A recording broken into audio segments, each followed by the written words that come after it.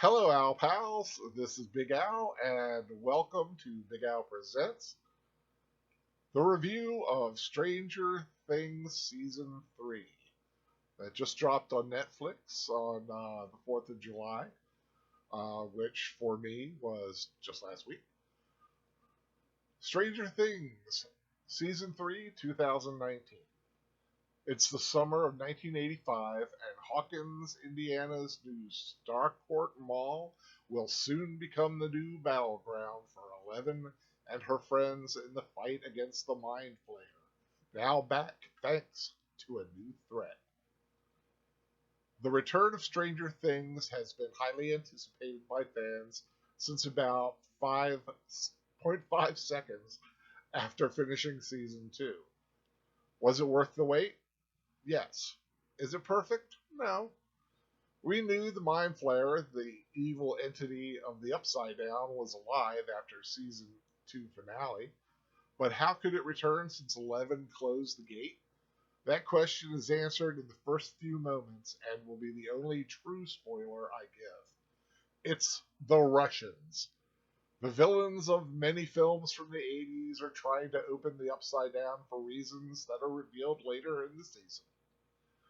At the heart of Stranger Things is once again the wonderful characters we have come to know and love. Hopper, adjusting to being the father of a teen daughter, and Joyce, still grieving Bob, are again perfectly portrayed by David Harbour and Winona Ryder. The two have excellent chemistry, and this season sees them finally confronting their feelings, though the road is a rocky one.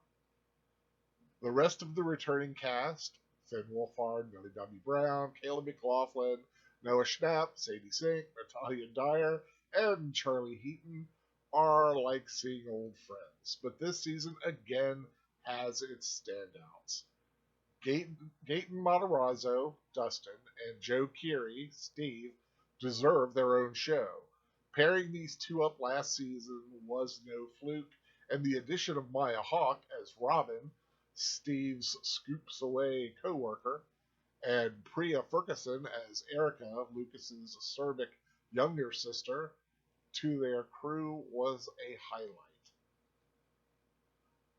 Dacre Montgomery as Billy gets a chance to develop and does a fine job, as does Kara Buono as Mike's mom.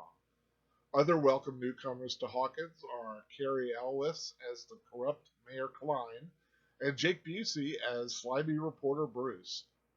Speaking of slimy, the blood and gore are more prevalent, with some truly disturbing things happening to certain Hawkins townspeople. The Duffer Brothers have again crafted a thrilling story full of fun, frights, and nostalgia, with exceptional cinematography, effects, and musical score. The story draws from such 80s films as Back to the Future, The Terminator, Red Dawn, and features a huge collection of fabulous 80s songs, including Lamal's The Never-Ending Story, that will forever hold a new significance for fans. One issue with the nostalgia this season was the overt product placement.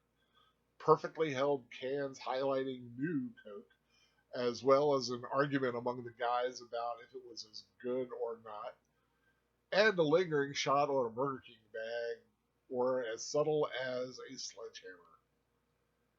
With a story placed firmly in 1985, the powers that be could not help but jab at the current topic of toxic masculinity occurring at Nancy's internship at the newspaper, and even somewhat between Eleven and Max in their relationships with Mike and Lucas, though teen boys have always been rather clueless, so this one gets a pass.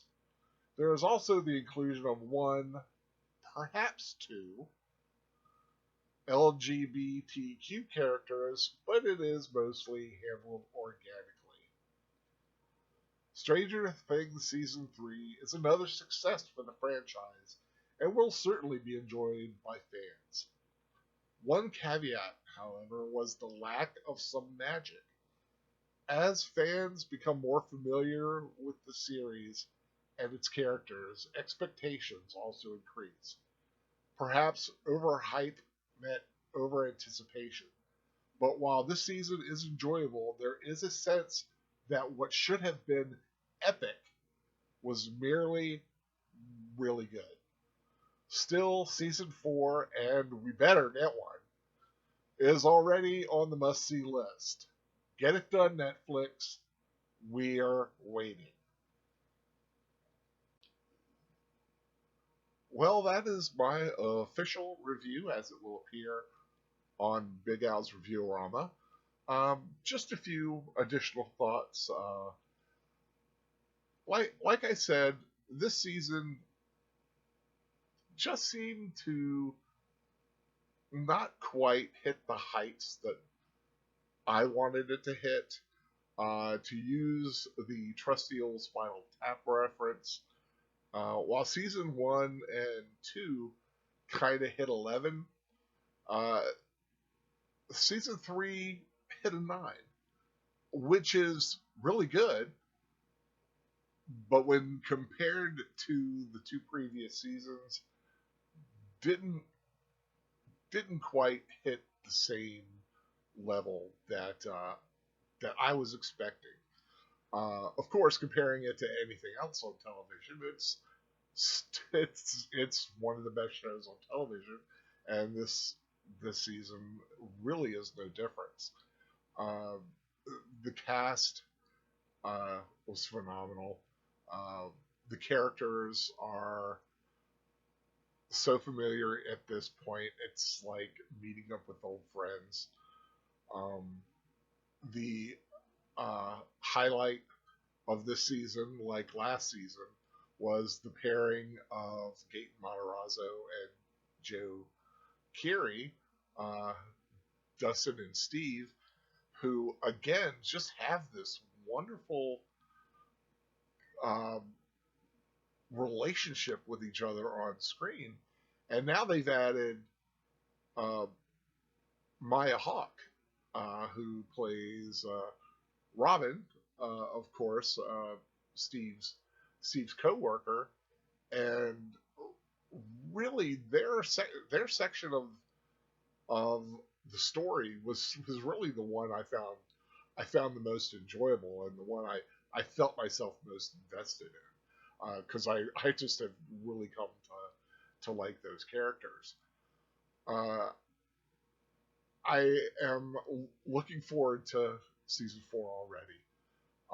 That is the one bad thing about the way Netflix uh, does their seasons. You become at mercy to their scheduling.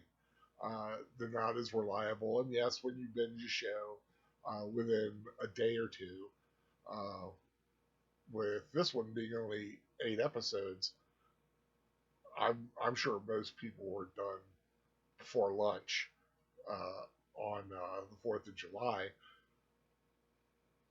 You do give yourself a long wait, and that's okay. It usually pays off, and it did pay off this time, despite the little just the slight miss. A home run is still a home run, even if it just clears the fence or if it's completely hit out of the ballpark. So we do still have that. Oh Lord, what is it with us and our sports references? I don't know. If it's not a Spinal Tap reference, it's a sports reference. But anyway, I really hope that you guys, if you haven't seen it already, I hope you enjoy it. Sit back, relax, journey to Hawkins. There's still a lot of stranger things going on in that town. I really hope that some of the um, social messaging that some people may want to read into certain aspects of this don't let it get in the way of them enjoying the season.